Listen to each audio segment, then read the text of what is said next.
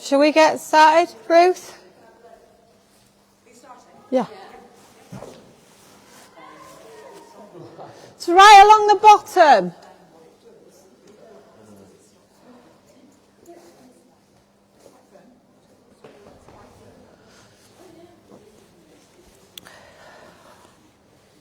So I have to speak. I have to say, hi, welcome to... do I? Are you ready to go? Are we live yet? We are live. Oh no, are we? Oh no. Right, Ruth. I'm going to start. Is that all right? We're live, that's all. Hi, thanks for coming, everyone. I know it's not very warm today, but anyway. So today, guys, do you want to come down? Today we've got Anna and we've got Hope that have been really brave and said they would come and do a demo for us today. You going to say hi, girl? So this is Anna, and what's you going to tell us a bit about your horse? So this is Duke. He's a 16-3 Irish sports horse. Just does try and do a bit of low-level eventing, but he prefers the more laid-back life. So, but he's 13 now, and yeah, he's a very good boy. Hope, do you want to tell us about your pony? This is Lily.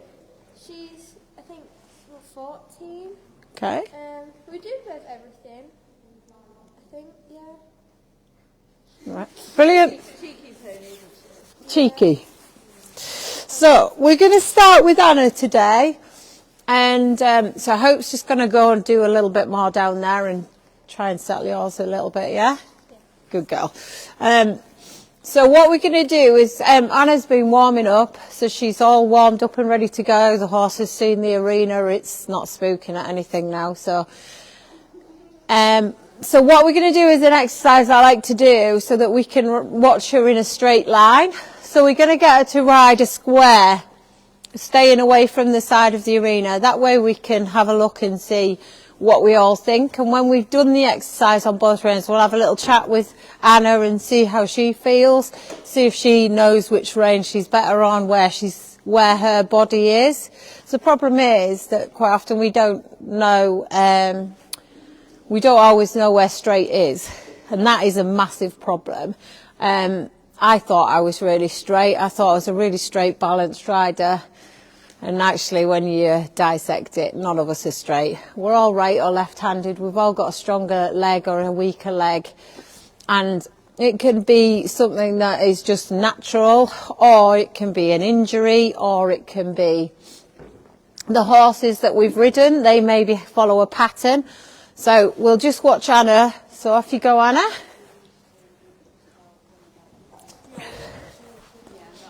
What? Oh, sorry, Anna. I've got torticollis when I was a child, so my neck, it was very wonky, so I had an operation to straighten it. So I'm probably a good example because I'm very unbalanced one way. You'll probably see. Did you get that, Chloe? I had torticollis when I was a baby, so I had an operation to straighten my neck, so all one side of my body is stronger than the other, but it doesn't affect me majorly, but you'll be able to see my shoulders aren't straight, my neck's not straight, so it does affect when I ride. Brilliant. All right. Yes. Right, so you know what you're doing, Anna? Yep, just do the square away and trot. We'll start on the left rein. So if you trot round that bollard, that would be great.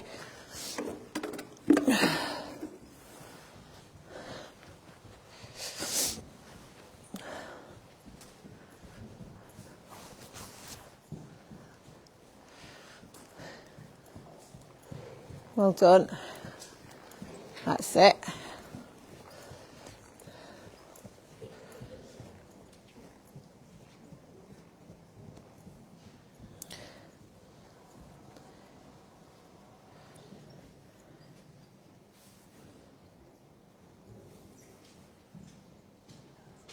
So we'll just do that again in trot, and then we'll do it again in canter.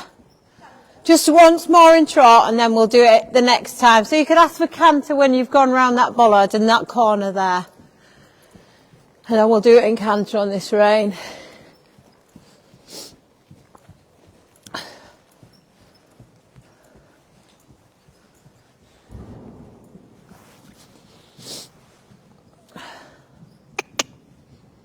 Well done.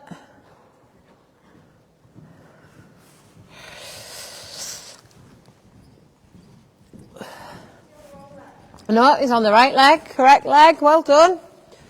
That's it. And then again, just as straight a line as you can ride.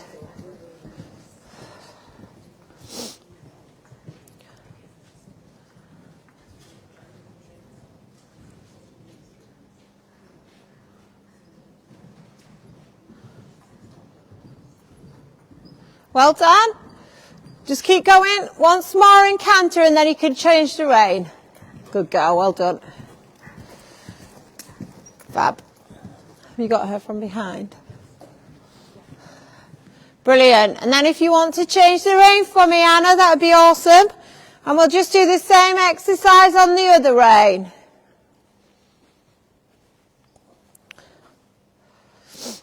So how do we think Anna looks, straightness wise? She's tilting to the right. Well, so I didn't know about Anna having a neck operation. So, no, keep going, darling. You're doing a grand job. Just turn a little bit sooner so you're a little bit off that side. So she's tilting slightly to the right. Yeah. So when I grip with my left leg, which means I collapse my left shoulder. My left shoulder has always been lower than my right. I would like to use the fact that I dislocated my elbow as an excuse, but it's definitely not.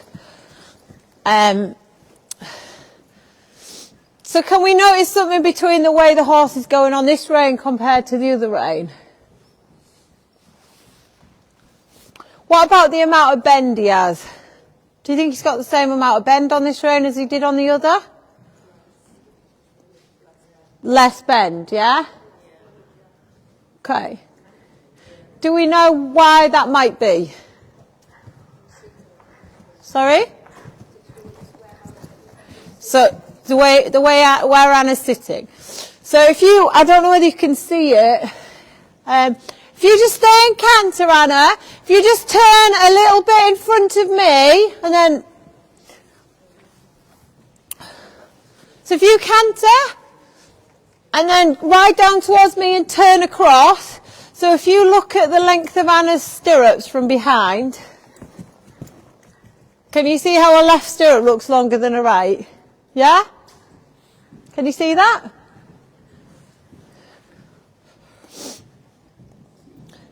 Can you turn in front of me, Anna, and go between these two fences? That's it, good girl. So you'll see when Anna comes round this corner, can you see how her left stirrup looks longer than her right? Well done, good girl. Do you want to come down and we'll have a little chat? Well done. So do you have a preference which rein you prefer to be on? You prefer the left rein? Why do you prefer the left rein? I just feel like we both go better. Yes. Do you know why that is? Probably is it through the way. Yeah. So what happens is with your seat, you grip with this right leg, you have less weight in this right heel, which means your bum slips to the outside. So if you think about a horse, when it's going round the corner, the outside hind has to go further around.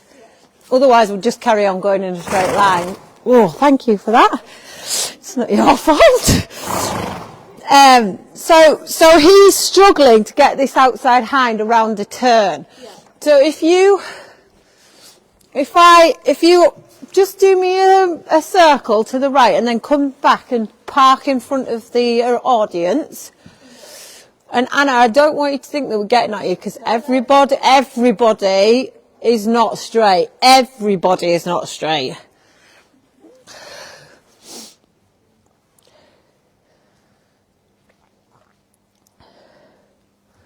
So if you just walk down towards the audience and then halt. That's it, good girl. That's grand. So Anna has got less weight in this heel. Yeah. Lose the stirrup. Yeah. And that is because you're gripping up. And we have much more weight down this stirrup. So basically that means that this side of his body is more compressed. Yeah? So that's why she finds it easier to go to the left, because the outside of his body is on, the longer side of his body is on the outside. So we're going to fit you with a seat aid now.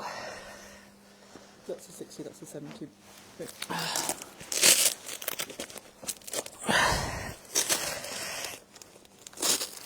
Velcro's very strong on them. We haven't had Velcro go on them yet, so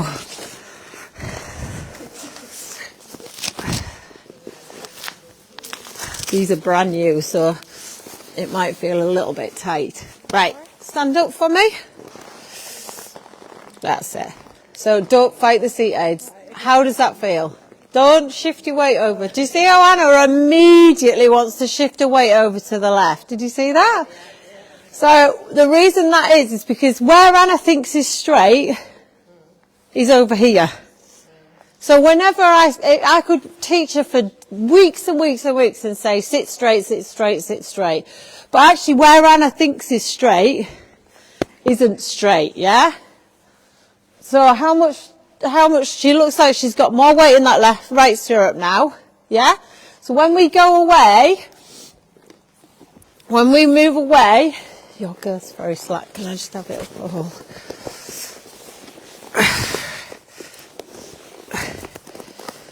Right. So now I'm going to get Anna to just go and have a little play in it. Just go and have a trot and a cant around the whole place. Have a trot round. Right, looking at Anna moving away there, can you see a difference in her shoulders? Yeah. So when we did the research, 5 out of 5 riders improved in their shoulders. The symmetry of their shoulders improved straight away with the seat aid. And that was on a mechanical horse. You had mirrors in front of you and mirrors to the side. So you could actually make yourself as straight as you could possibly be, but the seat aid improved the symmetry of their shoulders. So essentially that's adjusting the weight balance in this stirrup?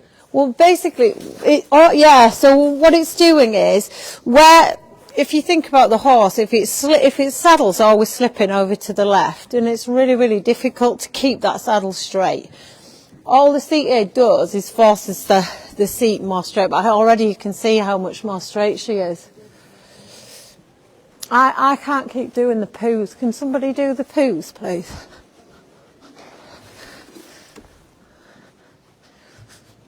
Well done. Well, I can't do everything. It's just if they trap through that again. That's it, good girl. So just ride a circle with that seat aid on. So can you see the horse is like, whoa. He actually looks a little bit bridle lame because he's not used to going with his ribs open to the right. That will get less and less and less when he starts to trust that the rider's not going to slip into that previous place. Yeah? Sorry? Yeah, and that is the whole thing.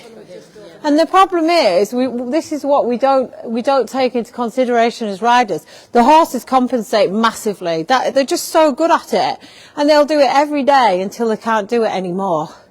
Some horses will take it and they'll just keep compensating. And some horses can't. That's when we end up with behavioural problems, we end up with lameness, we end up with lots and lots of different problems. But how do you feel, Anna?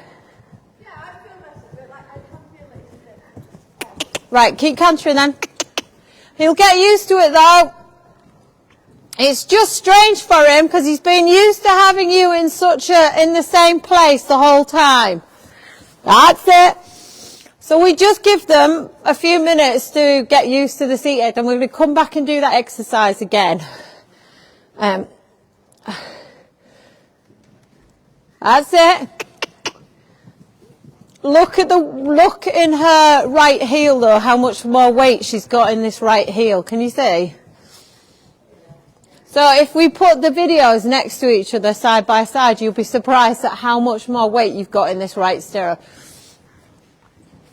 And all it's doing is supporting her and stopping her from slipping out.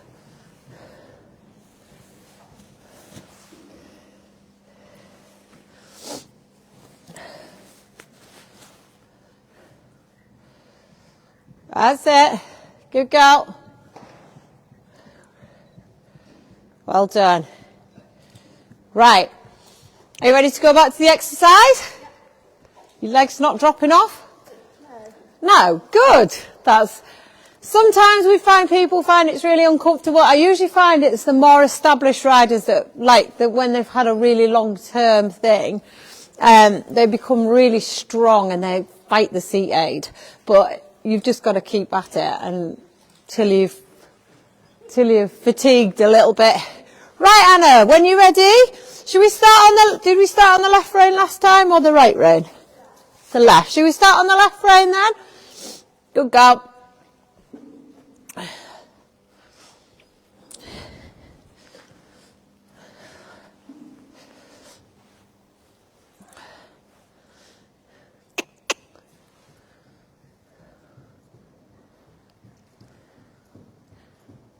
Well done. And then turn across now. Fab. Straight line, as straight as you can go. Well done.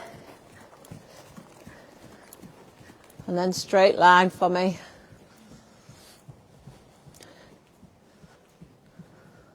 And then turn.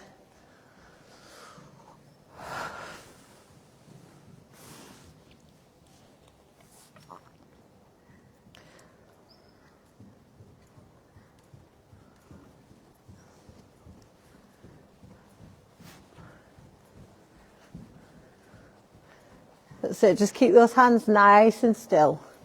Don't worry where his head is. You just worry about keeping him straight.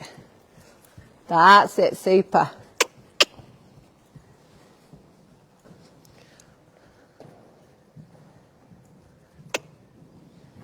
Well done.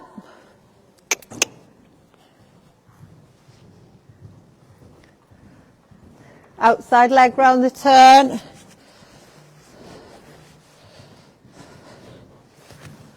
Fab.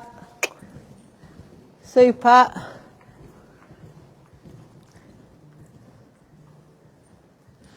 So what can anybody see? Can you see a difference?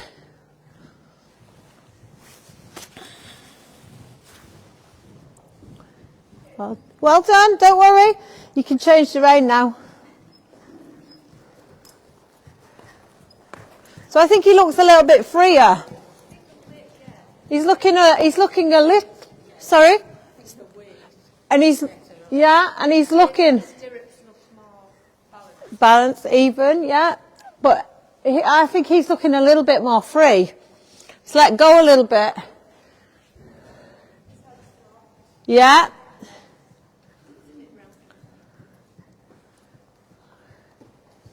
Good girl, well done. Now he's starting to settle to it. Can you feel the difference now? Now, can you see how much softer he is through his neck? So his neck he's not using his neck to balance. He's actually pushing the weight back onto those hind legs because he knows both hind legs are there to support him. So he's actually he's not taking the weight forwards and balancing himself through the base of his neck. He's actually started to let go of that neck and he's a lot straighter. Can you see he's starting to bend to the right now? Look at that neck. He's really letting go. Really letting go now, isn't he? Super. How's that feel? Now look at the trot. Much more level. The hind leg is coming through. He's not holding himself and having that moment where he's almost a little bit bridle lame. Fab. Good go. Just keep that canter. Fabulous. And the canter's definitely, he's not snatching at his head as much. A little bit more jump in that canter. Just ride the canter forwards. That's it, ride it forward. Super. So he looks a lot happier. Everything looks a lot more settled. That's it. Don't worry about his head. That's it. Don't worry about his head. You've got to ride the canter with your seat, not with the rein, yeah? So when you feel like you need a little bit more bend to the right, instead of using the inside rein, just bring your right shoulder back a little bit and sit a bit deeper into that right seat bone. Good girl. Sit a little bit deeper into that right seat bone. There you go. Fab. Good. That's it. Good girl. Right shoulder back. Very good. What you'll find, well done, good girl, well done. Do you want to come back down here? What you'll find quite often is when you put a seat aid on a horse that's got a long standing thing, you know, their ears give it, they just can't, they know that something's different about what's going on and they just keep flicking an ear on you. I rode one the other day and I have to ride with it on a seat aid on my right leg to rehab it. And I usually I'm left dominant, but I put it on my right leg on this horse because it's right dominant and throws you left, just to speed up the rehab so I'm not constantly correcting myself. I just put a seat aid on and it literally will speed my rehab up by 2 or 3 weeks. So this pony literally went the whole ride with its right ear on me because it had obviously never felt a right seat bone before, because it naturally wanted to throw you to the left. So it just had its right ear like that. But then by the next day, it was like that was how it had always been. And now it's going amazing. How does that feel? Yeah, he felt like he was getting used to it. And Yeah? I feel like I've got to remember that I keep wanting to push myself and sort of fight the... You don't fight the seat aid, yeah. But look... yeah, it does feel strange though, doesn't it? Because you think straight is, if you hold your hand like that and you shut one eye and shut the other, straight is in a different place with each eye. So we are not designed to sit straight. We're not designed to be straight. We're supposed to have a dominant side, but that was really good, and he really noticed the difference. And really freed up behind. As soon as you came back down here to do the exercise, he was really starting to let go. More noticeable. He wasn't holding himself through his neck. Right, yeah. Has anyone got any questions? How do your seat bones feel then, now you got used to it a little bit? Yeah, Do you definitely. like it to move slightly? I feel like I'm more, when I look down, yeah, I feel like I'm slightly more, with more weight down this leg and this foot. But not more than it should be. No, not that. No, it feels more normal now.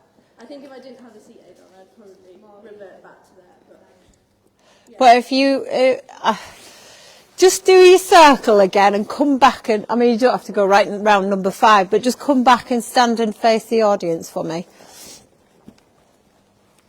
And this is just in 10 minutes of her having it on. You've seen it, that's the first time she's ever had a seat aid on. How often would you recommend daily when you first... So I would put it on every single day. I would put it on every day without fail. No matter what you're doing?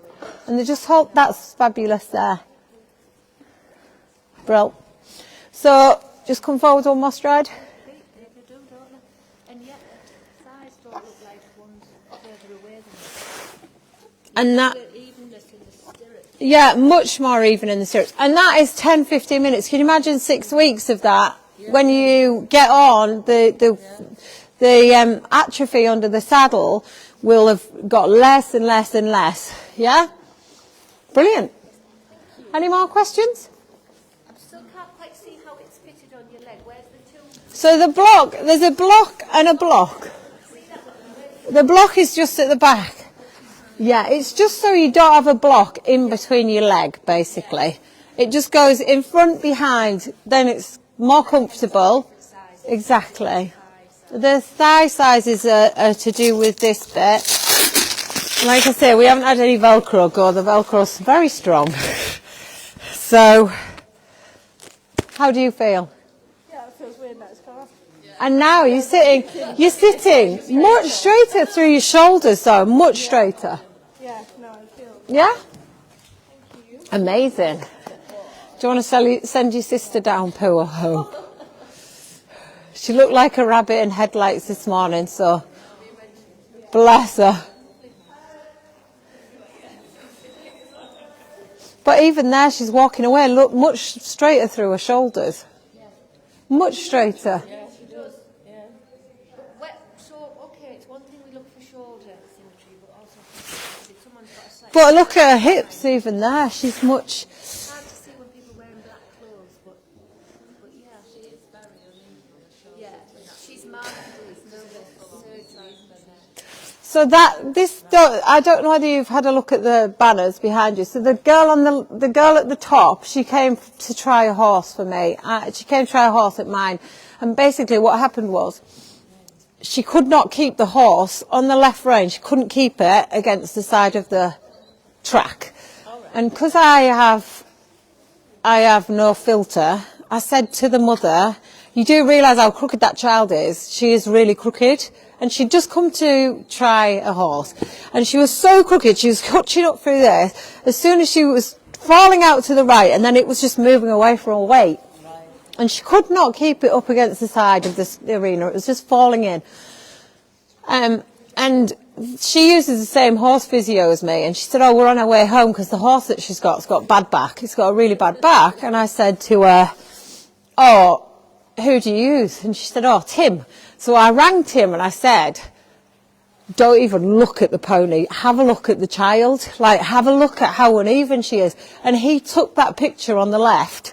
Can you see how much atrophy she has through her shoulders? And that is her 6 to 8 weeks afterwards. Can you see the atrophy in the left shoulder? So that was nothing to do with an operation. That was to do with how the child rode, how she rode. And then that is her on the left, and that's her on the right, riding. Same person, same kid. Oh, these. Yeah, same person, same kid. Look at the twist in her body on the right, on the left, and look how much straighter she is. She's actually show jumping. That was before British show jumping banned it for competition. But that is how much difference it made to the rider. So can you imagine how much difference it made to the horse? Yeah?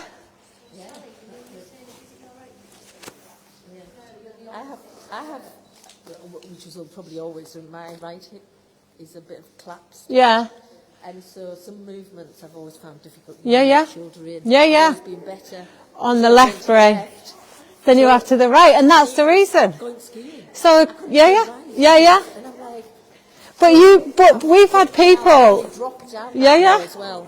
Yeah. So yeah. So if you supported this hip, you'd probably need it on your right leg. If you supported this hip, it would put you much straighter through here, stop you from slipping out. So when you're doing half pass to the right or shoulder in to the right, they can get this left hind underneath them. Otherwise, you're just in their way. Yeah, I never managed. I was always so Yeah. much worse on the right. Yeah. Than the left. Left I used to find dead easy. Right. But on the right, I struggled. Well, the poor horse struggled because obviously. Yeah. Well, this is the thing. So I was like, oh God. Yeah. And that's all my life. So I'm bleeding ancient now. I don't. You are not. Right, Hope. Are you ready? Yeah. Are you ready? Are you sure? Yeah. Good girl. Do you know what you're doing? Do you need to check it Okay. I'll check a girth. I think it's not too bad. It's not too bad. Should it? Has it got elastic on it? No, it's not too bad. I think it'll be all right. It just can't slip it. Oh yeah, we might go up a hole. Right. Thanks, Anna. That was fab. Did you like that? Like a different horse. And that is such an easy thing to put on. You could put that on every day for 6 or 8 weeks and make a massive amount of difference. But it's not. It's because he's not engaging with both hind legs. But once we got those hind legs engaged, he went, "Oh, I can drop my head." Much better, yeah. Yeah. When I got him, he had done suspension, so I thought, and hot, so he's So yeah, a lot. Hence why he doesn't use his back. yeah, but he can use his back Yeah, he end. can. He's probably never gone through, he's never used his back end, so, Go to school properly. yeah. Right, Hope. Right, we've got Hope now. Sorry, darling, I'll talk to you after. Right, Hope. Come here. Don't look so nervous. So, Hope's going to do the same exercise. She's warmed up, she's all ready to go. So she's going to do the same exercise, aren't you? Yeah? Do you want me to put your marker to ride round? I don't think it's alright. Yeah? Yeah. So you're going to come across here and down there. Awesome. Off you go, whichever rein, we'll start whatever rein you want. In trot. Straight lines as you can.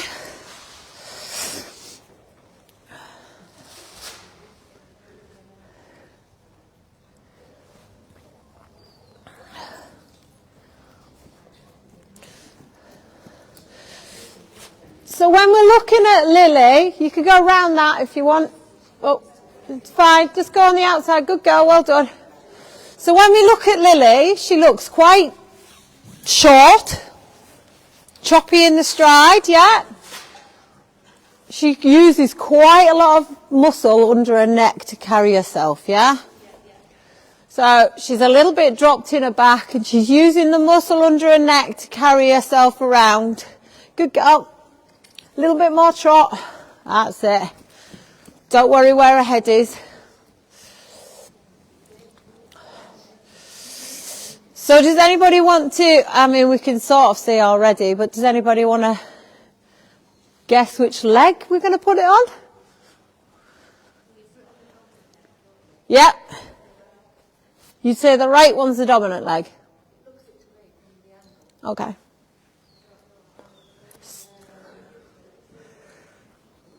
So which is the longest stirrup? Which is the longest stirrup? The right one. So which do you think is the dominant leg? The left. Exactly. Yeah. So she's gripped up through here. She goes as, Hope, you're like me, we're left dominant. All the best people are. Yeah? So what we tend to do is we tend to hike up here. Can you see how that brings my seat out of play? Yeah? And all our weight goes down the right. So none of our horses don't bend to the left. That's her weaker leg. Well, she's got nowhere else to go. She's hiking up with her left leg.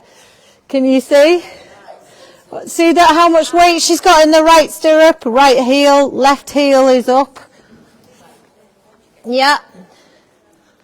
Good girl. Right, let's have a canter.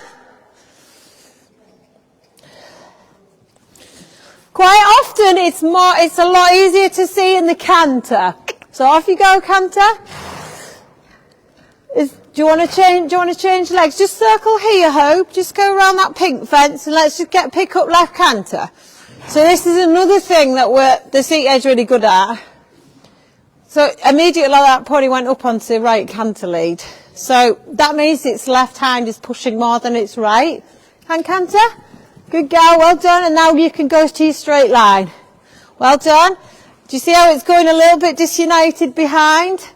It's really struggling on this rein, yeah? Canter again, Hope. Don't worry where her head is, darling. Just ride her forwards. Don't worry. Just ride forwards.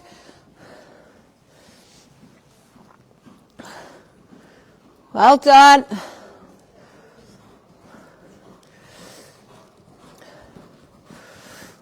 Good girl. So now can you see, as soon as we've gone to canter, how much weight is down that right stirrup and how far that saddle's gone over to the left. So in trot, we can manage the straightness because we're rising, but in canter, there is no holding it together. Well done, good girl. And turn. That's it. Well done. Back to trot. Fabulous. And change the rein for me. Good girl. Also, do you notice how she's losing that right shoulder?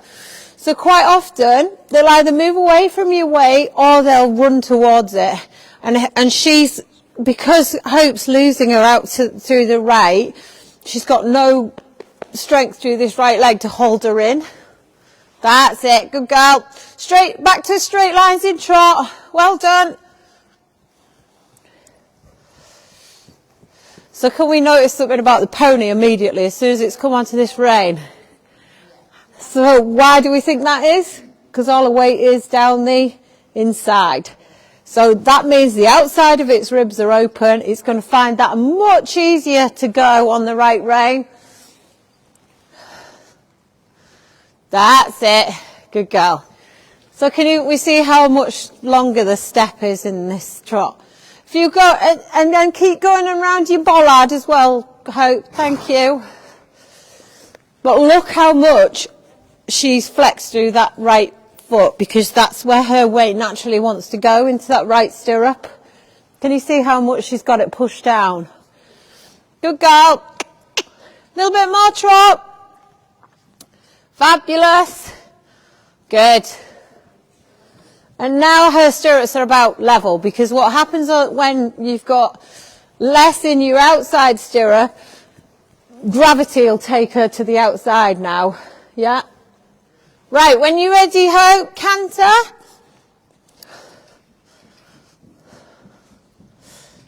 Good girl.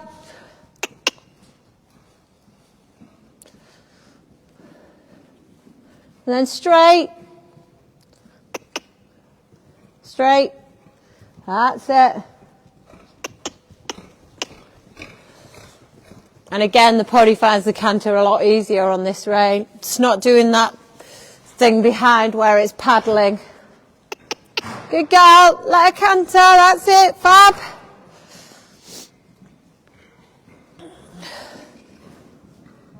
Outside leg. That's it. And straight. Very good. Good girl, well done. Right, we'll pop a seat aid on you. Do you want to come here, Hope? Pardon? Yeah. Is this the one I had? No, that's not the one I had, is it? Ruth? Ruth, where's the other seat aid? Is this the little one? All right, no, that's fine. Ignore me. So... go. Right, so what happens is you grip through here and take the weight out of this stirrup, okay? So we're going to pop this on. Well done. Right, now I need you to stand up. Right, don't fight the seat aid. So when it sits you down, don't try and sit over to the other side. Right, sit. How's that feel? Really weird. Really weird, yeah? Right. So just like your sister, you've got a teeny tiny leg. You're just going to go and have a play in it. Go and ride her about, have a little play. All right? Okay. Go on. Ignore it's there. So we'll just give her 5 minutes to have a ride round in that. Anybody got any questions so far? Trudy just asked one, which might be good just to cover, is Go on. when we put the seat aid on, let's say the horse is sound warming up without the seat aid, and then you put the seat aid on and it looks a bit lame. But was it straight though? No, absolutely not. So Talking about like if you've got like a 20-year-old horse, for example, it's had its owner for over 10 years. It's spent, a good chunk of its life compensating for the rider and rider vice versa. And obviously when they get older, they rely on their crutches to keep them straight, to keep them working. They've learnt to work in that way for so long. Yeah. Have you ever had it when you then put the exit aid on? Yeah. Been in them patterns for so long. But that horse was a prime example, because he was 13. He's had stifle problems. He's had suspensory problems behind.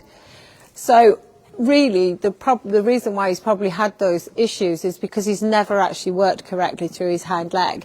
But he set off looked quite lame behind. But actually, by the time he'd ridden in it for 10 minutes, he looked a lot better.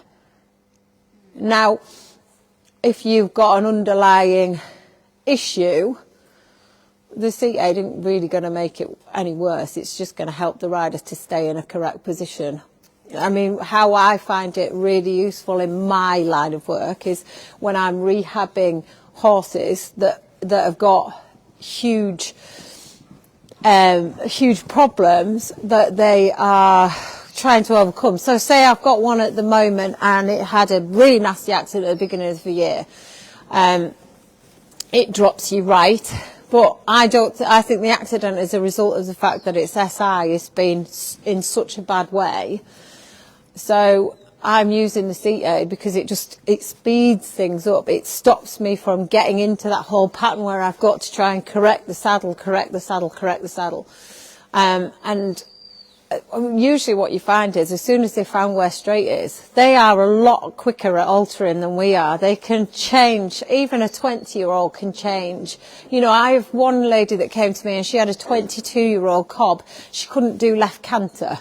She could never get it onto the left canter lead. And I've got a lady coming this morning to do an interview, and her reason for coming to me was she couldn't get, I think it was left canter off the top of my head.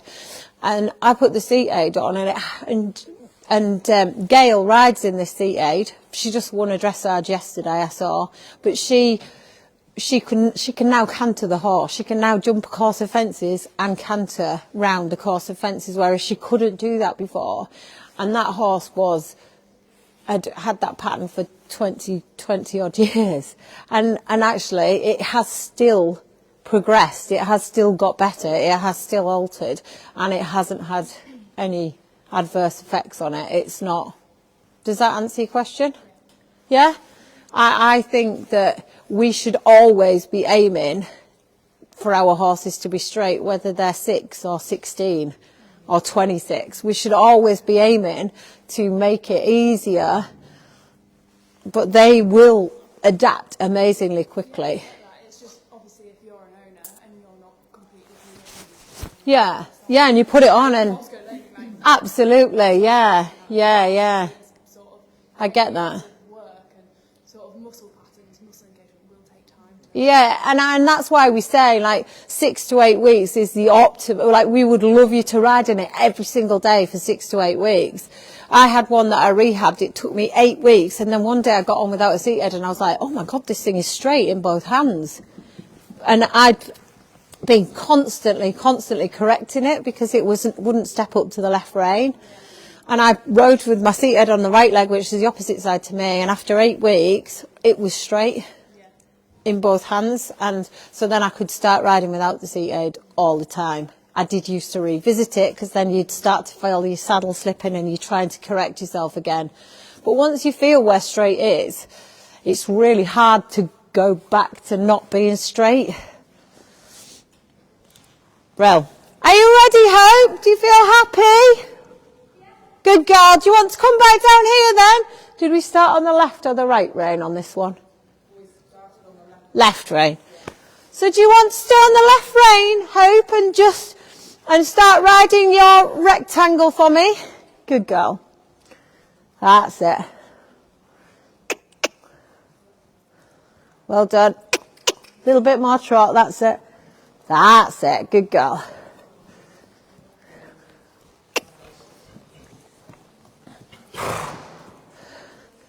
So I think this pony has got quite a long-standing problem where it chucks the saddle massively over to the right, yeah? Would you agree with that, Mum? She's actually, she doesn't belong to us, she's on loan, so we've only had her about a year. Right. She has had a lot of training without us. Okay. No, but I think probably this has been the way she's gone for the whole of her life. Because she's 13 now, is she? She is, yeah. So she is quite a tense little pony, but can you see it's starting to let go? Yeah? And that is immediate. Like, she's gone up there, the pony's like, oh my God, she's not going to sit in that hole on the right side. I can actually get my right hand around the turn. And immediately it's a lot softer. It's letting go in its neck a little bit more. Good girl. You are still going to see the saddle going off to the right. You're still going to see the rider going off to the right. But already you can see how much softer she is. That's it. Good girl. And how much straighter she is from behind. Can you see that, Chloe? Good girl, well done.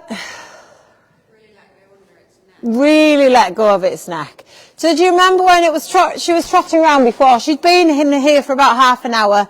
So she'd already had a chance to settle, but when she came back down here, she was still very tight underneath her neck. That's it. Good girl. Well done.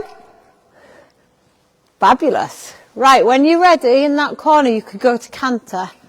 So your job is just to ride her forwards. Don't get your reins too short. I'm not bothered where her head is. Just let go of those reins and let her ride forwards. Back to trot.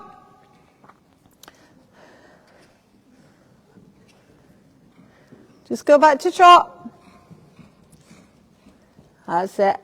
Outside leg. So think outside leg.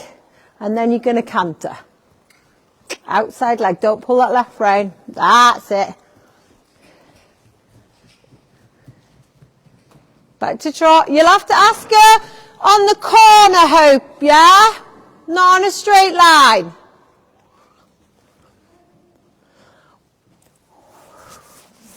So just ask her in this corner, Hope. Go right up to the wall. Go right up to the wall. And then ask her in the corner. That's it. Don't worry. Back to trot, back to trot. Just circle at this end. So sometimes you find this, it was muddled in its transition without the seat aid, but now it's like, this is not how it normally feels. So, that's it. That's the one. But then when we got it, the transition was a lot better. Now just let the canter travel up that side. Don't worry where her head is. Just let that canter travel. Good girl. Fabulous. Outside leg. Use the outside leg to bring around the turn. That's it. Let that canter travel. Don't worry where her head is. So now that's a very different canter. So the canter we had first time was very choppy. It kept going disunited on this rein. That's great, Hope. Now she's got the hang of it. So sometimes it just takes them a little while. Your rider's in a different place. Well done, back to trot and change the rein for me. Good girl. And then we'll just do that trot exercise on this rein. But as a trainer, then we would work on why we were struggling with the left canter lead. Now, the right hind is what's going to strike the left canter lead. So you've got to make that right hind stronger. At the moment, it doesn't quite trust that it can use that right hind, but with time, it will. Well done. Good girl. Just let that trot travel. Don't worry where her head is. That's it. Good girl.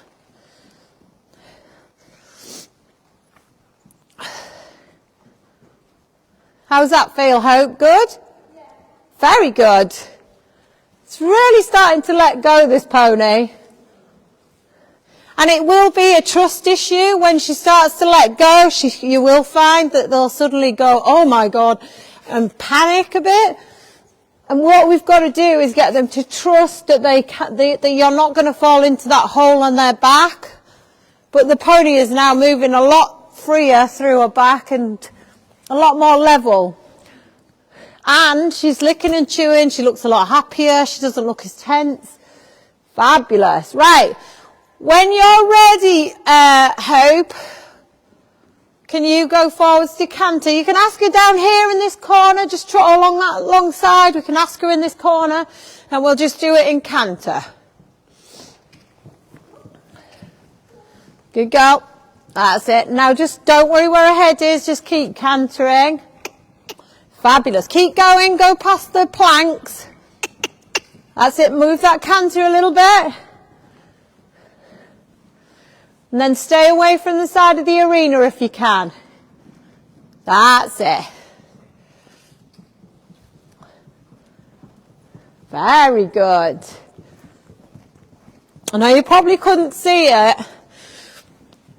from where you're sitting, but when she was on the right rein without the seat aid, the pony was curling quite a lot. I don't know whether you could see. And now she's starting to look a lot straighter. Just come down that long side again for me. Outside leg, off the side of the arena. So can you see she's a lot straighter there? So she's not curling her right hind in as much. Well done, good girl. I think that'll do, Hope. Brilliant. Do you want to come over, darling? We'll have a chat. How do you feel? Yeah? And how do you feel? Like, do you feel straighter? Do you feel more secure? I think it makes you use my seat more. It makes you use your seat more. Good. That's very good. That's what we want. Yeah? Any questions, anyone? Unbelievable. Unbelievable.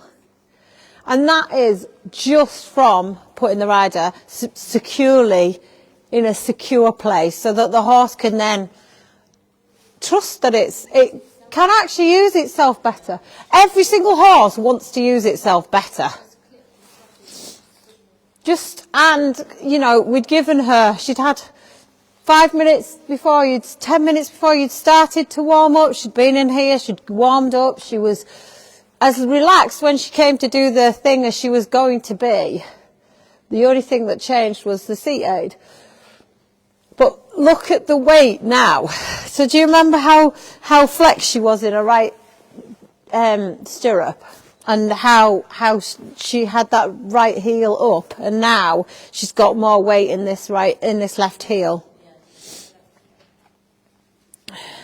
All right. Do you have any questions? No? Brilliant. Anyone any questions?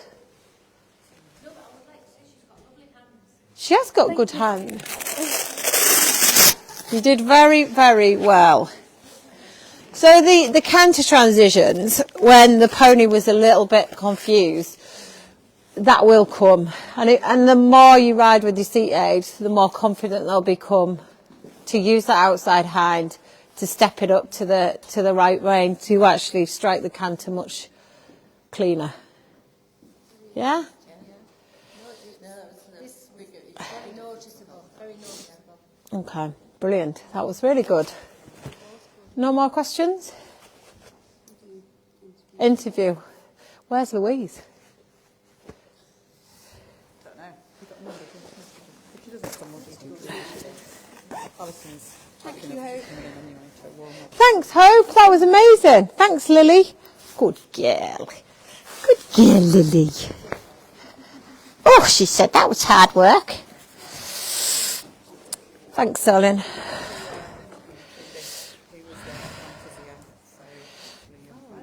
Oof.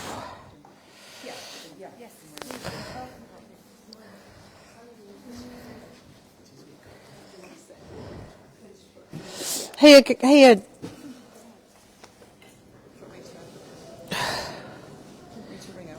That's her. It's ringing. Right, Trudy. Yes. Do you want to do it in here, or do you want us in there? I don't mind. Just want you to sit down, but you can stand. Excuse me, my head's just gone straight across the camera. You can tell I do this all the time. Right. All right, we'll sit down.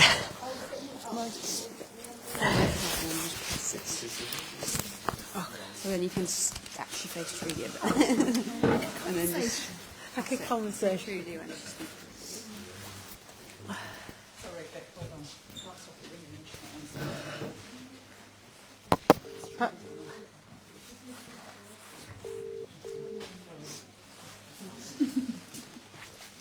So we are joined today by Trudy Gammon, and she is a Veterinary physiotherapist.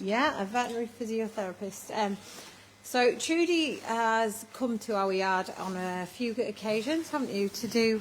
Oh, sorry, I have to do... I'm not very good at this.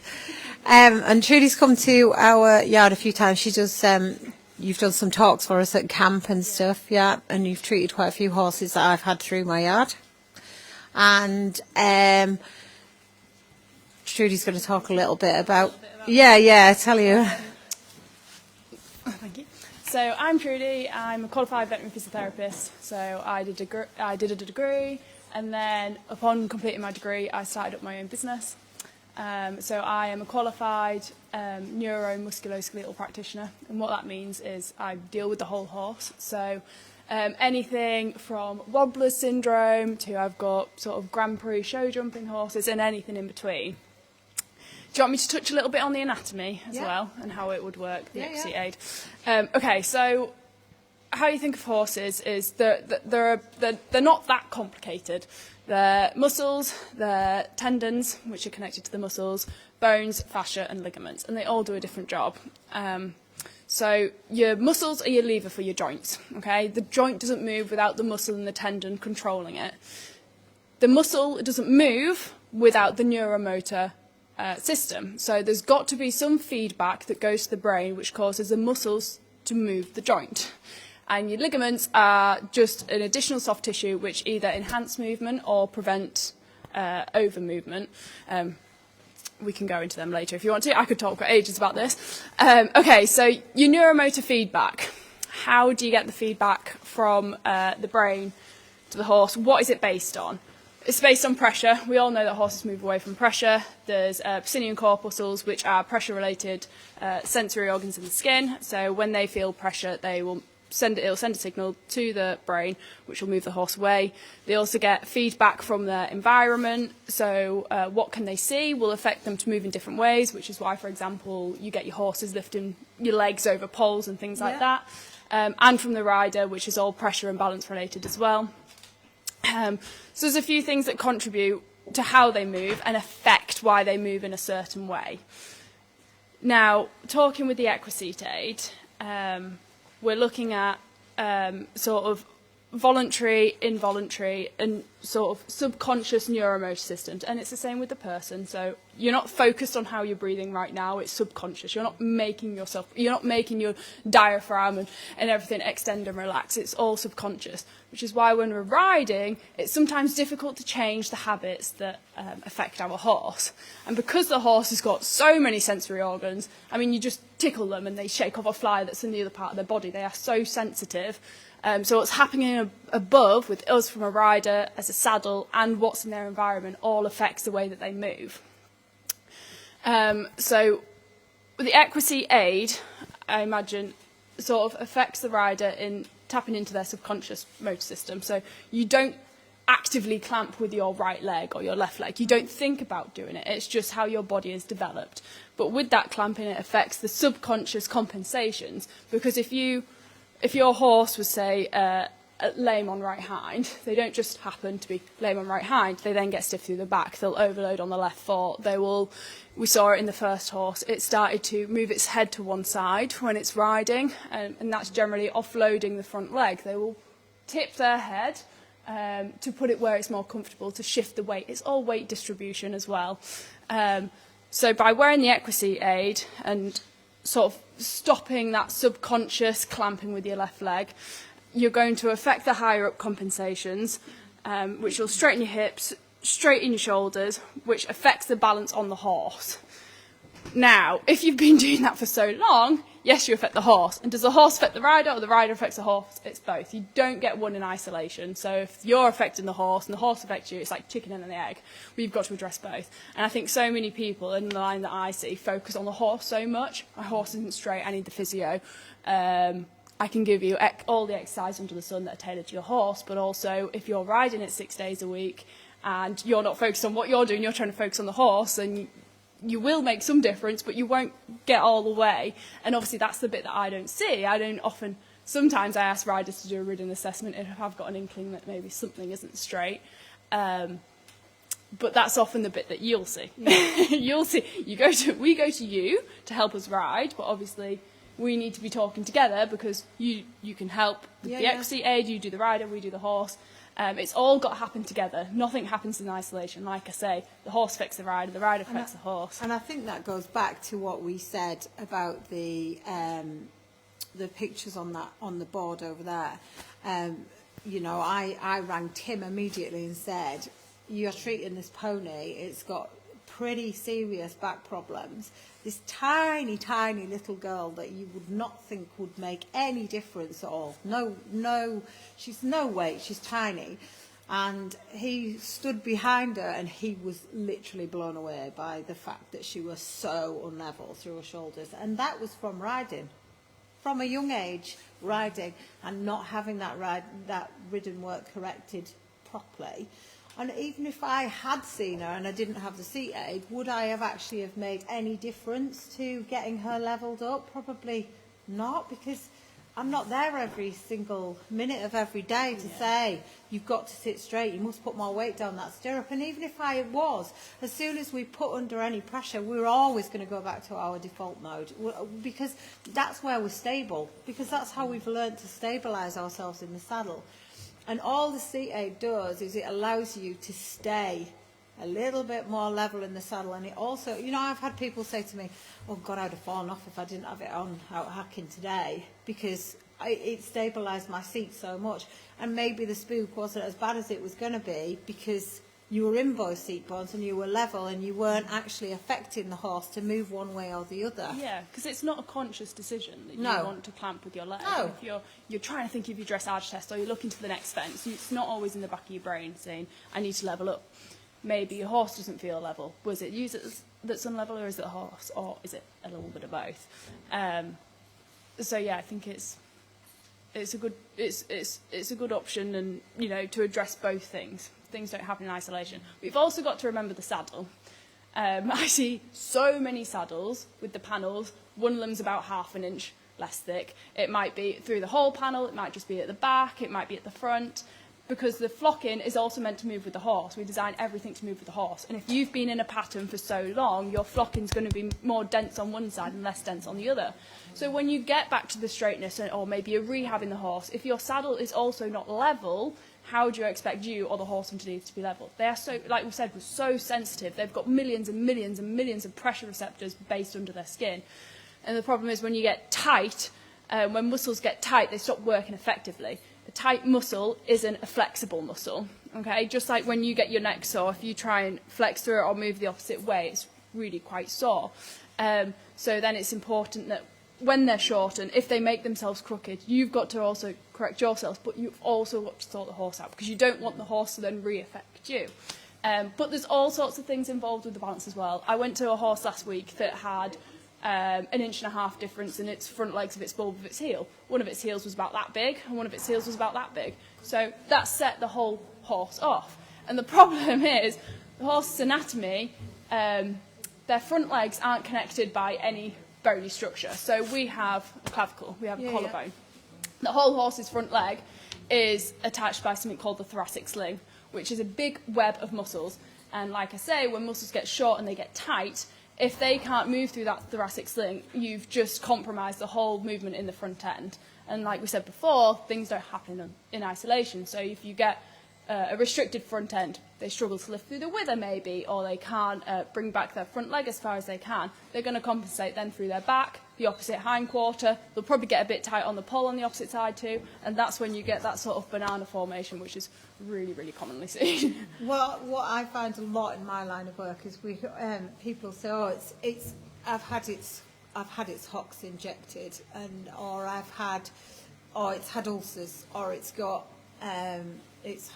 usually what I find is it starts with either a hock, but actually if you don't address that issue right there and then, it then goes to somewhere else, and I call it circulatory lameness. Basically, by the time you've seen a horse is lame, it's absolutely at the end. You know, that is right at the end, unless it's an injury that you can see. Quite often when they go lame somewhere else, it's the end of a very long cycle. It's gone the whole way around the body, because actually they're not designed to be lame. If they're lame in the wild, they get eaten. 100%. And they are compensating the whole time, which is why as riders we have to take more responsibility about how we're sitting, where we're sitting.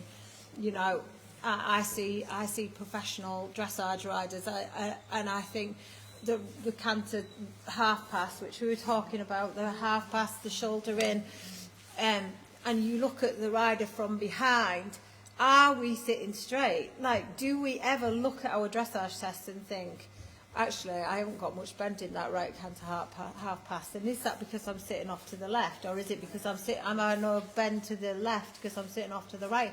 And when we start to look at it like that, instead of it just being, I need more inside leg, I need to kick that horse's inside leg, but actually maybe I need a bit more outside leg because it needs to come further around the turn so it can allow the body to, does that make sense? Yeah. So that's what I found very difficult to understand, to explain to people, was actually it can't bend left because it can't use its right hind. If it can't use its right hind, it can't open its ribs on the right hand side, and then it just cannot possibly.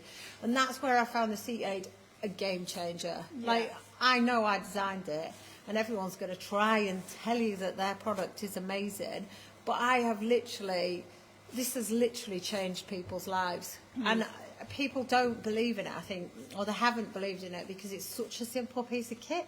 You put it on your leg and away you go. You can go for a hack and you can stay on your horse for 3 hours and you are not going to slip into that old pattern. You don't have to constantly think for 3 hours that, oh my God, I must put the weight on my left stirrup, I mustn't up grip through this left leg. You know, constantly. The seat aid, you put it on and it does what it says on the tin. We've seen that this morning with those. Both horses did a really good demo this morning. Both horses had massive amount of change. Yes, the bay horse had a moment where it didn't quite trust that it could go to that place, but in the end it did, and when it did, it was a lot better. And that in 6 weeks' time, Yeah. if we're naturally allowing themselves to use their muscles, their ligaments, in a natural way without the rider interfering, we've got a longer life for our horses, haven't we? Yeah. I mean, horses are very poorly designed to be ridden. I mean, their vertebrae on their back are big finger-like projections, so we need them to work through their back to build the muscle to support us as a rider. Problem is, if you've got, like you say, the difference in weight over different sides, one side the muscle's going to be inhibited and the other one's going to be prohibited and have to feel like they're overcompensating. And when you said about through the ribs, one really common sort of forgotten factor is a layer of fascia. So you have the muscles, you have the bones, but in between the muscles and the skin, you have a layer of sort of sticky glue, which allows the muscles to move underneath the skin really nice and easily, like they should glide. But if you have a side of the muscle that's inhibited, it affects the property of the fascia and it becomes more stuck, more rigid. So the skin can't move over it. Well, it's like if I told you to move in a baggy t-shirt, you'd be really nice and free. But then if I put you in cling film, you might have some movement, but it'll be limited. So it's important to keep the muscles underneath sort of subject to equal pressure to prevent overworking, underworking, and changes to the fascia level. Because if the fascia then restricts and the skin can't move, how do you expect your horse to then bend through the ribs if the fascia, the skin, and the muscles are all stuck? It can't. So there's lots and lots of factors, and like you said about sort of secondary lameness, it's very unusual that actually a horse is lame in one leg and that's the primary cause of the lameness. They compensate everywhere, so it's often that, yes, you find the lameness in the right hind, but is it a problem in the left fore, or maybe it's a lameness in the paw or something like that. So it's important to address everything, including the rider, including the saddle, including the foot balance, including your farrier, including your teeth, everything. So from a physio's point of view, how do you think you'll find having something that you can say to a rider? Yeah, so I've got a couple of clients that use one. One in particular, his rider has been riding for a couple of years, and this horse has been medicated. It was uneven behind. It's always had a slight little right hip hike. It's always been weak on the right. And because of that, it was uneven in the wither, and the muscles over the top of its wither, again, weren't great. So I know they've recently tried the XC Aid, and I've seen him once, and it was improved, particularly over the wither and over the back. He's been able to sort of flex through his back a bit more because he's not sort of inhibited one side where there's more pressure. He's been able to flex through the back a lot more easily, which means he could lift up through the thoracic sling, which connects your whole front leg to the horse's trunk. And by that he's been able to move better, so he's using the complete thoracic sling and building all the muscles in that area rather than just a couple that can work more effectively because the others are quite tight or trapped or related to the sort of lingus mastorsi and things like that. Awesome. Well, I think Have you got any questions? I've learned a lot. Well, no, I'm a radiographer, so I've got a lot of knowledge about Yeah. people and muscles and that. And it completely makes sense. They're like a well-oiled machine, aren't they? Yes. Yeah. They need maintenance like we do. It's really You the need to body. not blame the horse first. That's it. Yeah. It's there's so many riders, and I see a lot of my clients. So as a physio, obviously I touch on the neuro side as well, and I will give sort of proprioceptive exercises to my clients that address that horse for that particular issue. I'll say, do this, do that. But if the other steps in the sequence aren't also corrected, how can the horse rebalance itself? I mean, unless and sometimes I do, I say to the rider, get off the back for 4 weeks, let the horse rebalance, and then go back to your trainer. And that at least allows the horse the time and the ability to work in straight lines, to be long range. But then it is very, very difficult at that point Yeah. for the rider to address. I mean, we saw with both girls this morning that when I put the seat aid on them, both of them wanted to correct themselves. Yes. Neither of them wanted to stay where the seat aid was putting them to start off with. because it's habit. Because Yeah. you think where straight is, and it's not straight for everybody. No one's actually sat straight. And so what the seat aid does and how it helps, I mean, I've got at least, I 2 people have come up to me and said, I bought the seat aid. One of them, they couldn't canter left. The other one, she'd had her horse 10 years and every 3 months had to be treated by the physio. And since she bought the seat aid, it hasn't had to have, it's been checked by Tim, but it hadn't been treated by Tim.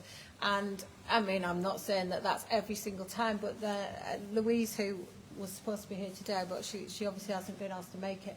She was the lady that came to me with the left canter problem and put the seat aid on. It sorted that, and she said she's had her horse for 2 years, and for the last 9 months since she had the seat aid, it's been checked by Tim, but it hasn't been treated by Tim. Yeah. So that shows me that is a rider-related issue, and I'm not saying that Louise made that horse like that, but whatever she's bought 2 years ago had this issue, and then it's very, very difficult to get out of that. So the seat aid will massively help for that reason. Yeah, you've got to address everything, don't you? Not Yeah. just the horse. Awesome. Right, thank you very much, Judy. Got any Thank you. questions? Anyone got any questions? No? It's been very helpful and all very relevant. Good. Yeah. Yeah, it was good because I've just got a little 3-year-old that Yeah. just got off the racetrack and Oh, yeah. I haven't had him assessed, but I wanted to get him off on the right track. So Yeah, I think 100%. I do need to get him assessed. Yeah. Yeah. And see, maybe, and obviously myself at the same time, because there's no point in getting him assessed. So if I I'm would not going to. recommend. Maybe change what. Yeah, 100%. I probably should have come to you. No, I no. haven't booked anything. So, yet, but, yeah. I know we've been speaking about Tim quite a lot. The chiropractor and the physio works very, very well together because chiropractors do joint manipulations, which is what Tim does. So obviously that corrects. I see a lot of ex-racers that come out and they're not quite level in the pelvis and things like that, and they need a heavier correction. And I know Tim says he'll fix them, I treat them.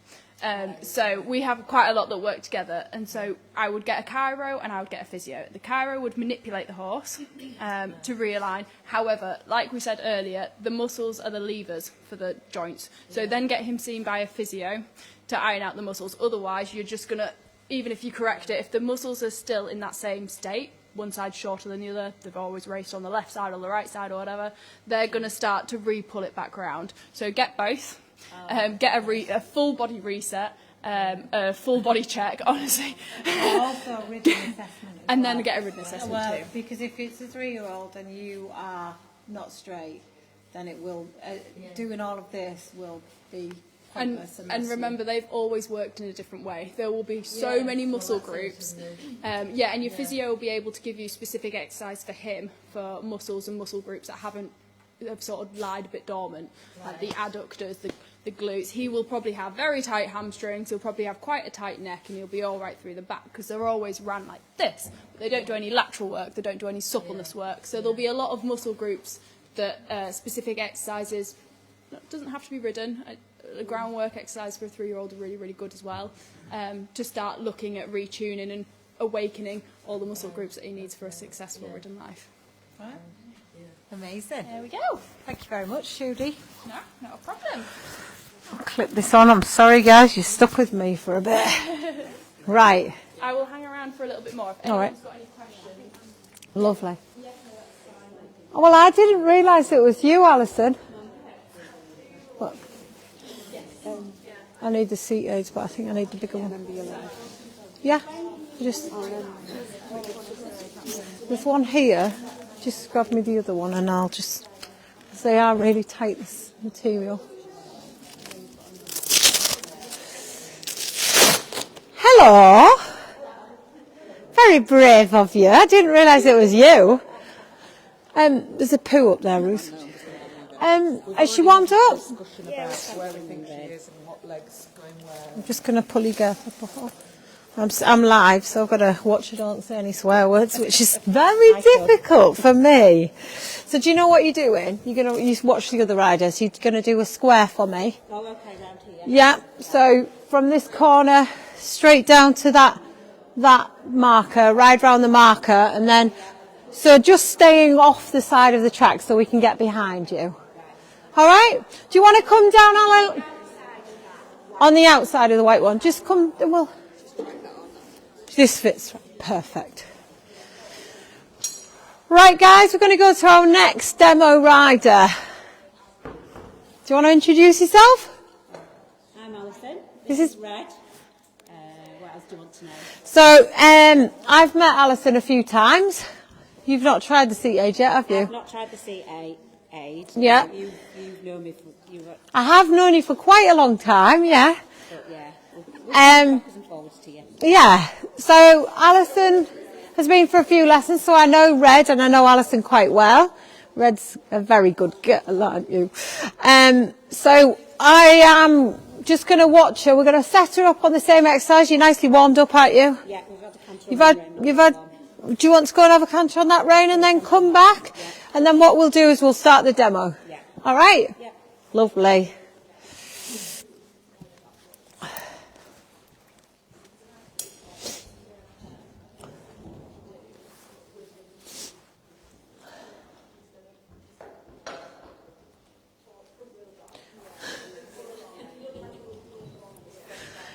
Got a new spectator. You can't see. He won't. He might be in the back. Oh. Hello. Hello. Oh, you can't see, can you? Oh. Can you just shut that door for me, Ruth, please? Thank you. So Alison's just going to have a canter on the right rein, are you, Alison? Is that the? So Alison's just going to have a canter on the right rein, and then she's going to come down and start the demo. That's hilarious, that dog.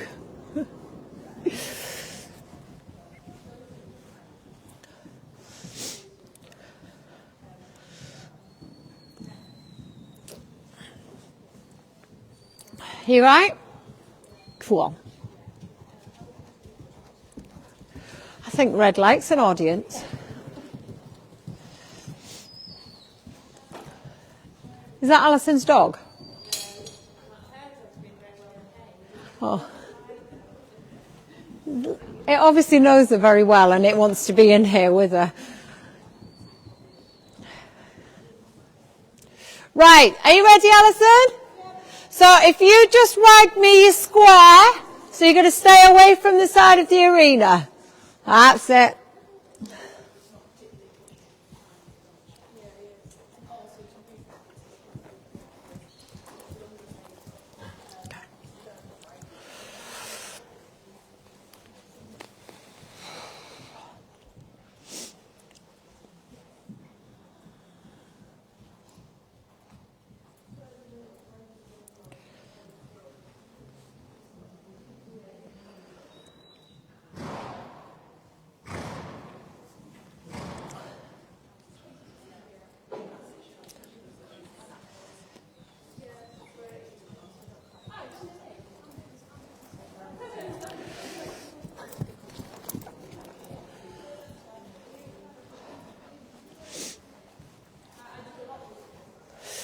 So we're looking at Alison now.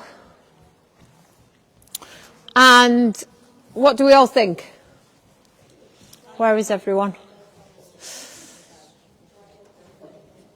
Sorry? Right leg dominant. Okay. She's longer on the left leg. So she's right leg dominant. You've got the hang of this because you've got the last one right. Yeah. Yeah.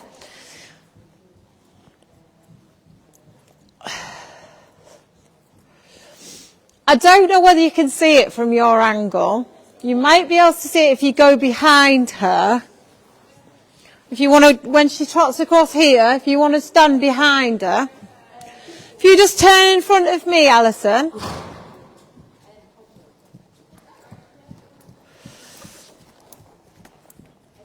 So can you see how she doesn't stay on a straight line long enough, but when you watch her from the front here, she tends to curl a little bit and no, the horse. Just the horse, yeah. So basically both hind legs aren't pushing exactly the same, which is why you're getting that slight nod. Slight nod there. That's it. Well done. And change the rein from me. Oh no, actually we'll have a canter this way. So when you're ready, go to canter. If you could just stay off the track at that end, Alison, as much as you can. Just so you ride a turn in a straight line, that'd be great.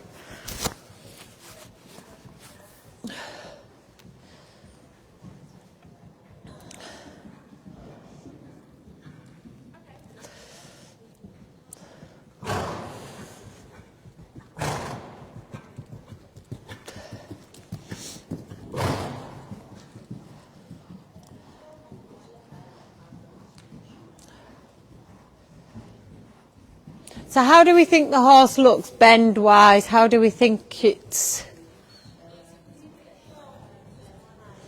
Yeah. So she's struggling a little bit to bend. Would you agree with that, Alison? She struggles a little bit with bend this way. Yeah, she falls out to the left. Yeah. So when I was saying to you, she curls. So she curls this right hind in, and she's weight bearing this left shoulder. Well done. Right, brilliant. Change the rein for me.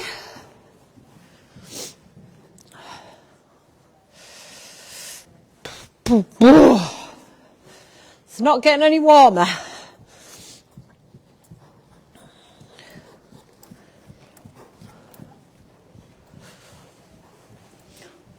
Do you feel like your stirrups are level, Alison? No, not today. They never feel level? They feel level. Oh, they feel level? Yeah. Cool.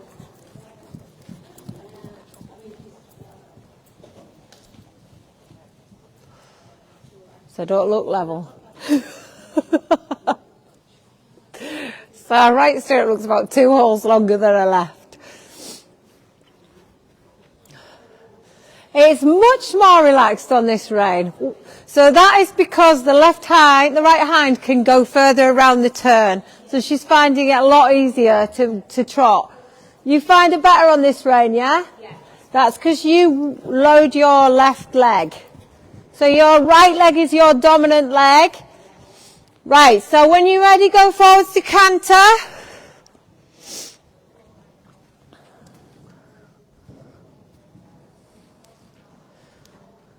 And the canter's much better. Already we can see the canter's much smoother and softer this way. It's not as choppy. She's actually not hitting the ground as hard this way either. I don't know whether you can hear that on the video. She's actually a lot lighter through a canter.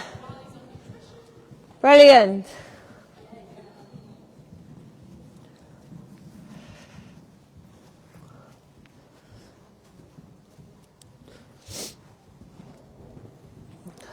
Well done. Just go once more in canter, Alison, and then you can come back to me and we'll have a little chat. Well done.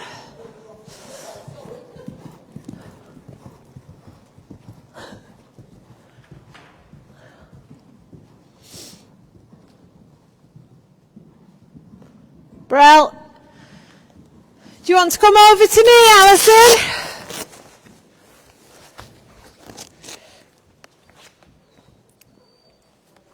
Okay.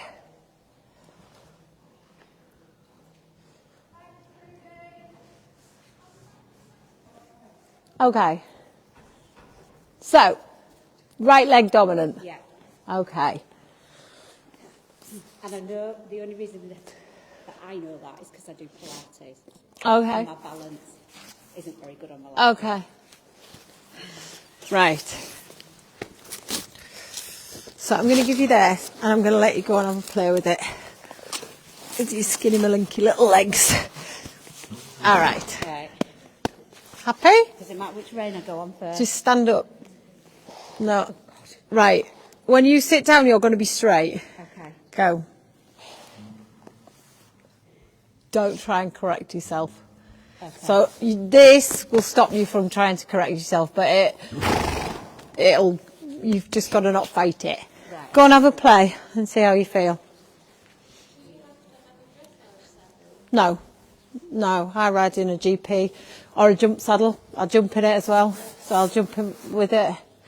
And No. you just put it on the Dominant leg, and it just straightens you up. It's as simple as that, but already, look at her from behind. Already, she's much straighter, but straighter through her upper body. And also, what's interesting is, she was very active with her right leg, but can you see how she's using her left leg now? So what we found when we did the original research on the riders was, after 6 or 8 weeks, the riders has actually changed sides, which was their stronger side, because basically they were stabilised through their seat, so they could actually start using their weaker leg. Because if you're gripping with one leg, it's really hard to use the weaker leg, but actually as soon as you put the seat aid on, it stops you from gripping through that seat. It stabilises your seat in the saddle, and then you can start using it develops your other leg.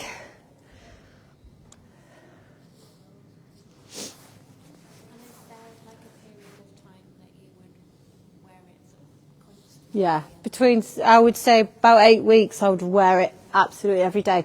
But realistically, if you've only got one horse and you're riding 5 times a week, you're probably always going to want to put it on. So if you're going for a lesson, take it off, have your lesson without it, put it back on when you come home. You know that you're going to be straight. Or riding it a couple of times at home and think, once you realise where straight is, you won't ever want to go back to not being straight. It's just getting you in the right place, really.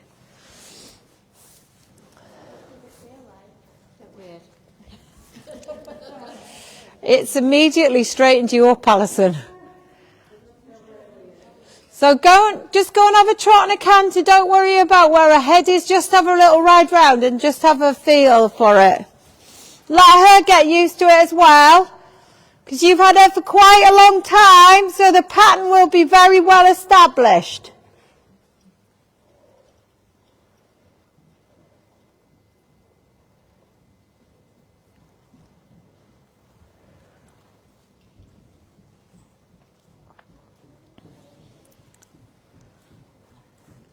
Do you feel like you're using your left leg more? Yeah, what it does is, I was just saying, it stabilises your seat, so you feel like you can get that left leg on. Yeah, I feel like I can't or don't want to use my right leg. Mind you, I am. No, you shouldn't be using your right leg. I'm trying to stop you from using your right leg.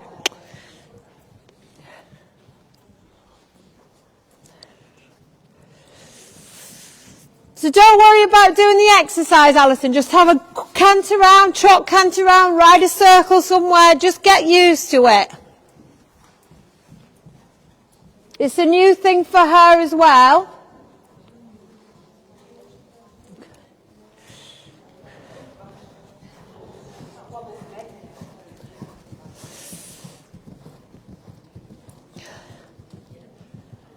So when Alison goes back to trot, I want you to notice how much the saddle is now lifting off the horse's back when she goes forwards to trot, because now the horse is starting to use its back.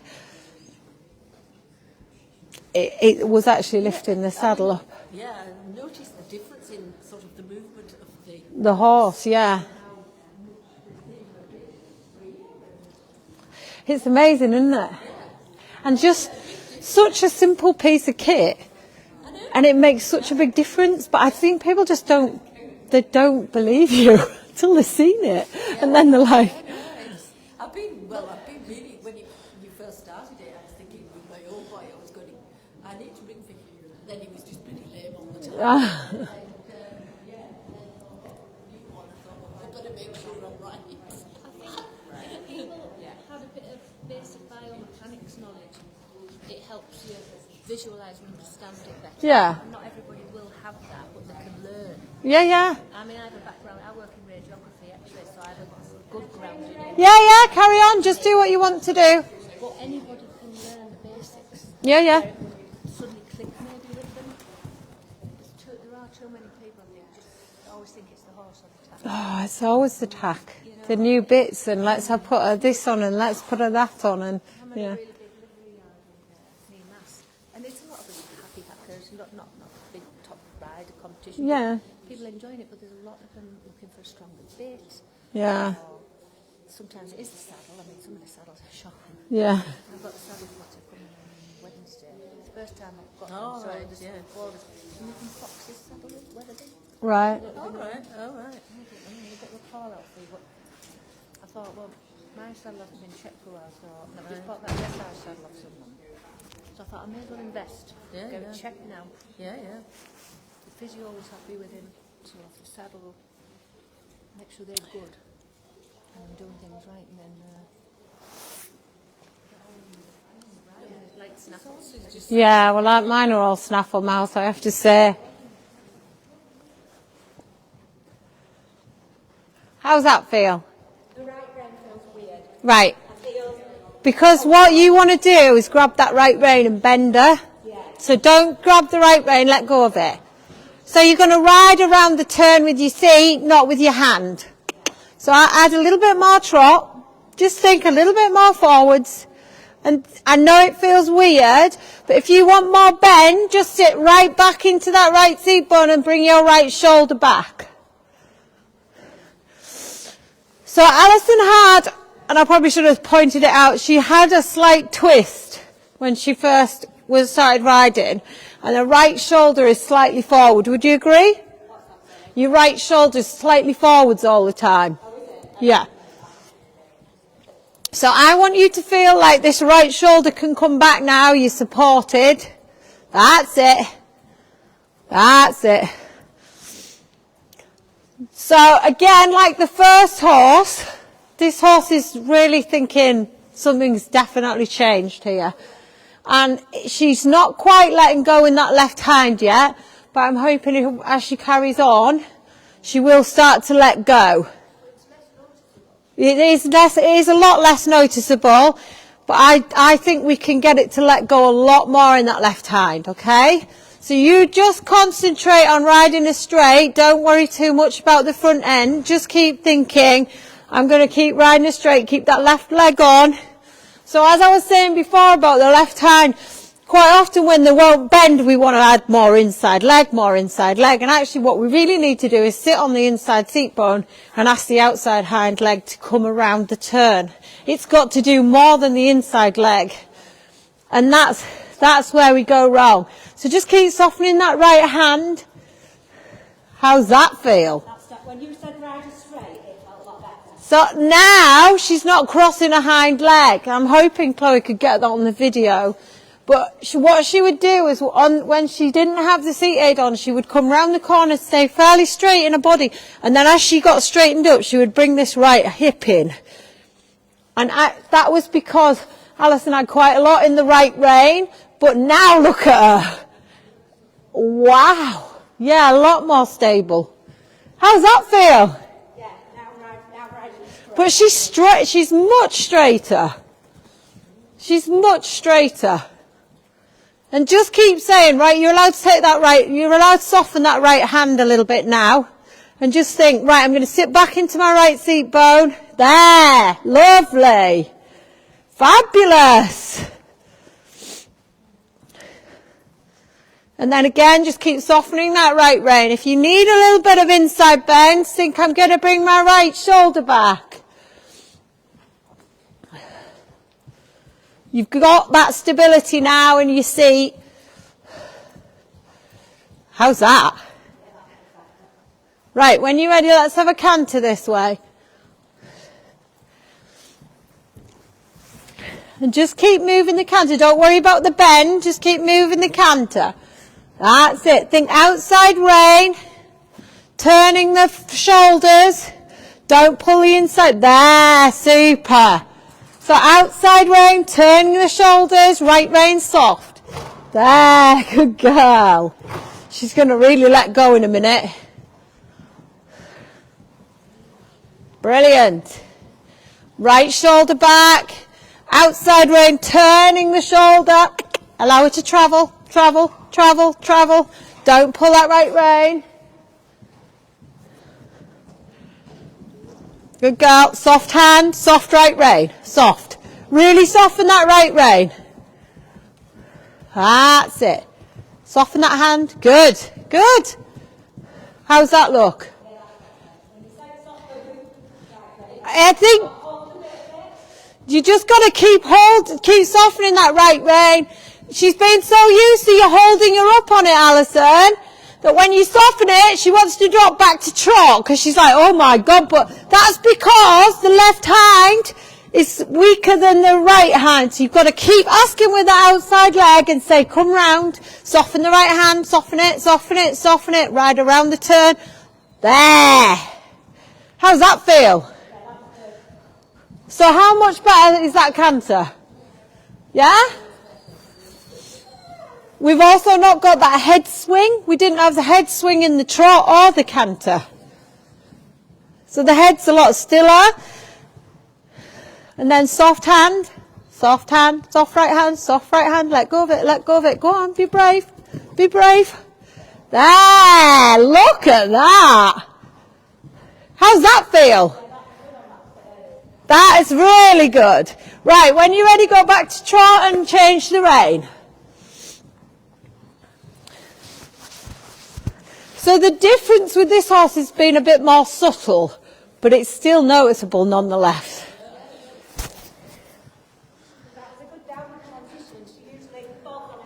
Yeah, well, she's got both hind legs now to keep her up. That's the difference, yeah? So normally she has to do everything off her right hind. And now you've allowed her more freedom to use both hind legs. So give her a kick with this left leg. That's it. A bit more with this left leg.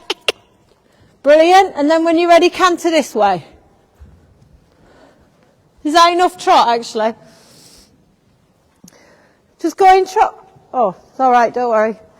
Because no, it's my fault. That's it.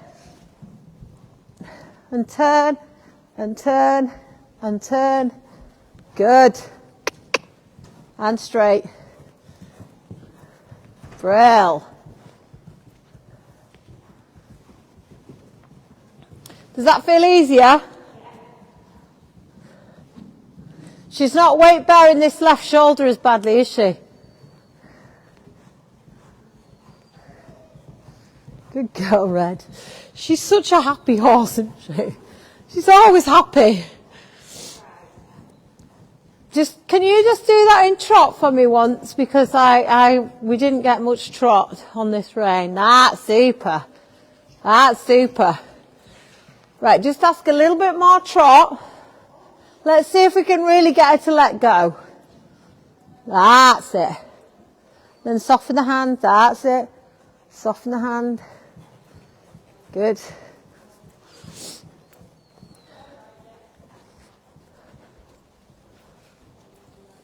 Soft hand, soft hand. Soften that right hand just a little bit. There. Super.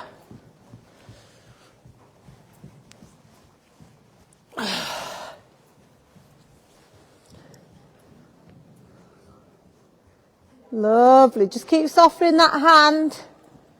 I'd like it to just take her head and neck a little bit lower and a little bit more through her back. So just take, that's it, and soften that right hand. Just soften it. That's it. That's better. That's a better trot there. That's where she wants to be, Alison, yeah?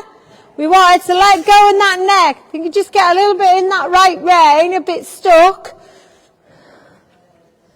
What I want you to think about is when you want straight, you find straight and then you let go of the rein and soften the hand.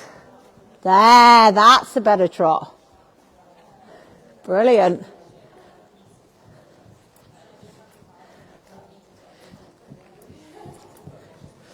So how much straighter does she look? How much straighter? The rider also looks more relaxed. More relaxed, yeah. Nice position anyway, but she looks more relaxed and the shoulders are nice and straight. Yeah. Very in tune with her horse. Yeah. Very good, Alison. How's that feel?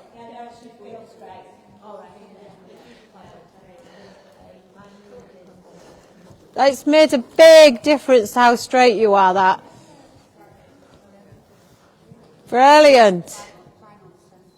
Sorry? Yeah, bang on.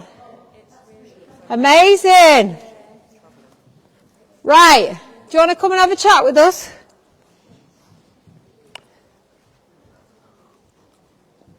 So what's the main difference that you felt there? Actually with my hand, Guys, not my leg. yeah? Oh, my hip is, I can feel it a little bit in my hip. Yeah. because obviously it's put me in a slightly different, it's made this side work. Yeah, yeah. So that hip is a little bit achy because it's working. Yeah. But I'm really weak with my left hand. Yeah. It moves around a lot. Yeah. And then you were saying, get off. I've obviously been holding Doing the this right hand, rein. and that's been balancing me up. Yeah. So I actually felt like I had more strength. You could get that. Yeah. I But felt all like that's all that's come from just stabilising your seat. Yeah. Yeah? I wouldn't have thought affecting my leg would affect my hand. Yeah. But it has. That suddenly felt stronger. Yeah, yeah. And it- But also that would be because you're not getting in the way of that hind leg. So whatever you're getting in the bridle is coming from behind. Yeah. So if she can get this left hind leg up, you're going to feel more power in this left hand. Yeah. Yeah? Yeah. She just looked more powerful. Her head was still, so we didn't have that Yeah, head yeah. shake.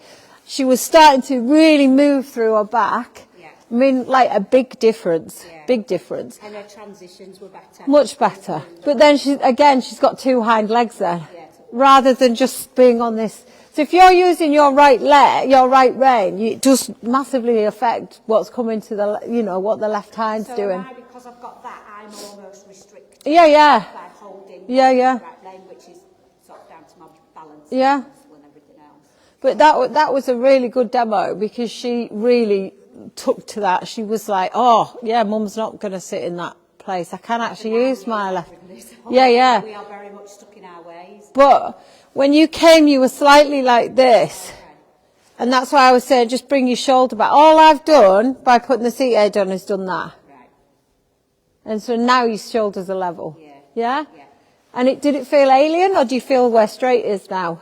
Yeah, I can feel, to begin with, it felt a little bit wobbly. Yeah. Because I'm in a slightly different position. But actually, I started To really get going and feel a lot more secure. Yeah, I felt, yeah. A lot more stabilised, yeah? And when I was straight, coming down the long side, normally I've always had a little bit of a bend Yeah, in the yeah. neck to try and get that softness. I didn't need that. You didn't need that. No, that's I could go brilliant. Straight and soft at the same time. Amazing. So, yeah, Red's, found that hard work. she's Because such, she's had to work. such a good girl. You're such a good girl. She's so good, isn't she? Any questions, guys? You'd be a good one. I hope we're going to see a massive difference in my dressage. Do you feel like you're really knackered after that? Yeah, I do. Yeah. Yeah, I think it was just this leg having to work. It's clearly never worked before, and all of a sudden it was having to work. Do you know what I'd love to know? So if you're going to get a seat aid today, what I would love to know is when you go to Pilates and over the next 6 weeks, how much stronger you feel in that left leg. Yeah. Because we've had a lot of people say, even if they're just sitting in the car, suddenly they're aware of where straight is. So they're actually sitting straight rather than sitting slightly like this or slightly like this. Issues, and it is lower back, and it's Right.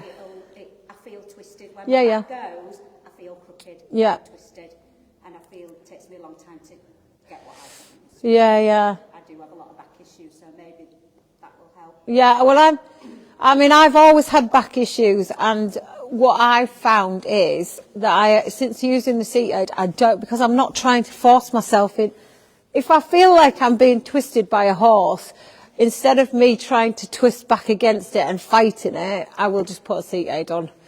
And it'll be on my left leg or my left leg. For someone like you and Red that have been established, you would put it on your right leg and you would keep it on your right leg.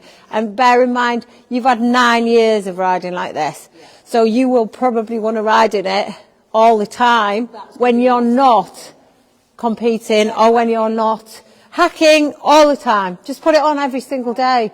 And it might be something that you want to do all the time. I have a lady that's got a ceramic hip. She rides in hers regardless. She'll go to lessons and she'll have trainers say to her, what are you wearing that for? And she's like, I'm not taking it off. So if you don't want to train me in it, that's fine. I'll go back to the wagon. But she knows how much it helps her and how much it helps her young horse that she doesn't want to affect. And when she gets tired, it's impossible for her to keep that position. So she could probably manage 15 minutes without the seat aid, but she knows that this is a long-standing problem that she's had. She's the youngest lady that's had to have was born without a ball and socket. So she's managed all her life like that, and so her muscles are very much dominant that way. So she will not ride without a seat aid unless she's going to go in a dressage test or do a competition. So that's the answer to that, really. And like the majority of people probably wouldn't want to ride without it. Once you find where straight is, it is a lot easier to just stick the seat aid on and not think about it. Does that make us any less rider? I don't think so. It just helps us to stay straight for our horses. I know a lot of people will be like, well, surely you should be doing it so you get better and you do this, but we're always going to be wonky, aren't we? always. Like I'm left-handed. We're always going to be doing things, picking things up, bending. Absolutely. We're always going to be wonky. We use our fork like, Yeah. unless you're left-handed, then you're going to use it that way. We're always one way or the other. And unless you're going to change how you muck out, which I don't know about you, that would take me 5 hours to muck out that way round.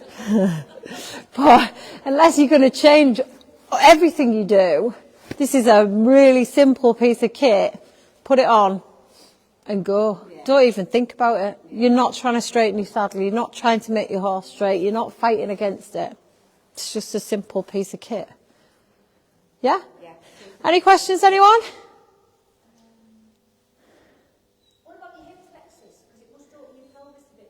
Yeah?